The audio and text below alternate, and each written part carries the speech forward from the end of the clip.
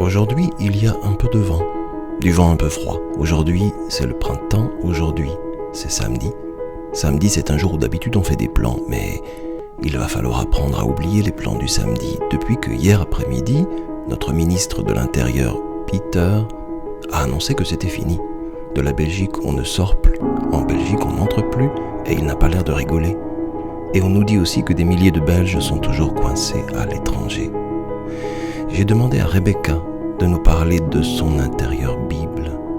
Rebecca est belge, mais elle vit en Allemagne, où elle n'est pas coincée puisqu'elle y vit pour du vrai, dans une maison avec un jardin et pas loin de grandes forêts et des chemins. Avec son mari Christophe, elle vit et ses 3 filles, Anne-Céline, Emma et Pia. Rebecca a un bureau dans la maison parce qu'elle écrit beaucoup, tous les jours. Je suis installée à mon bureau qui est à la maison. Je suis psychologue indépendante et j'écris, mais je suis surtout vraiment beaucoup maman au foyer. Donc ici, le confinement, il change beaucoup de choses dans le quotidien, mais pour moi, très fortement le fait que mes enfants sont à la maison. Donc pas d'école, des devoirs à faire, des enfants à occuper, regarder à ce qu'elles aillent bien. Donc ça change vraiment beaucoup. Ce que ça fait au niveau émotionnel, je crois que c'est une grosse tempête pour moi. Moi qui suis plutôt quelqu'un qui aime bien la routine, des choses qui se passent normalement. Eh bien là ici, je suis un peu débordée. Donc il y a des moments où ça va bien, puis il y a des moments où c'est comme une grosse vague et je suis en dessous. Rebecca aime les livres. Elle aime les livres qui racontent des histoires à son cœur d'enfant et au cœur de ses enfants, ses filles, qui elles aussi aiment lire beaucoup. Et depuis toute petite, beaucoup aussi d'histoires de la Bible, elles aiment lire. Pour Rebecca, si la Bible est un livre qui épanouit notre imaginaire, c'est aussi et surtout un livre qui nous raconte et nous révèle notre réalité. Dans ces cas-là, la Bible, c'est le rappel de cette histoire de Jésus qui dort dans le bateau quand il y a la grande tempête, puis qui se réveille, qui dit mais je vous avais dit qu'on allait passer de l'autre côté.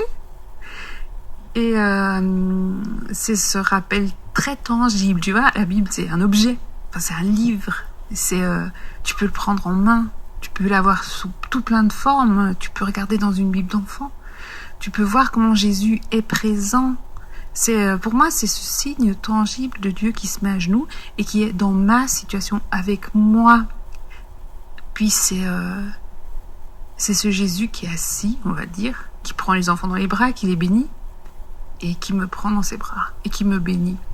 Y a-t-il des mots qui sont plus vivants que d'autres dans la Bible ? Est-ce que tout y est vivant tout le temps ? Est-ce que certains mots de la Bible nous parlent plus fort en ce temps de confinement ? Je lui demande, cite-nous un verset, si vraiment il n'y en avait plus qu'un ou deux qui restaient. Alors, s'il fallait qu'il y ait un verset que je te cite par rapport à cette situation qui est la nôtre actuellement, j'irais piquer dans les psaumes, parce que les psaumes, je les trouve hyper vivants. J'y trouve, ils ont une pulsation, ils ont tout, ils ont des cris de détresse, des plaintes, des chants, tout plein de louanges, de la réassurance. C'est plein de vie. Et là-dedans, il y a ces petites phrases qui dit « Je me couche et je m'endors en paix, car toi seul, ô Seigneur, tu veilles sur ma demeure » et de me rappeler que le soir, quand on essaie de s'endormir et qu'il y a tout le monde qui toque à la porte, toutes les angoisses, toutes les questions, il y a une phrase qui répond, qui dit « Je me couche et je m'endors en paix, car toi seul, ô Seigneur, tu veilles sur ma demeure. » C'est ma paraphrase, hein. Mais voilà, ça serait le texte. Ce serait ça, et seulement ça. Plonger la main, plonger le cœur dans ces paroles qui apaisent les angoisses et les doutes, qui chassent la peur.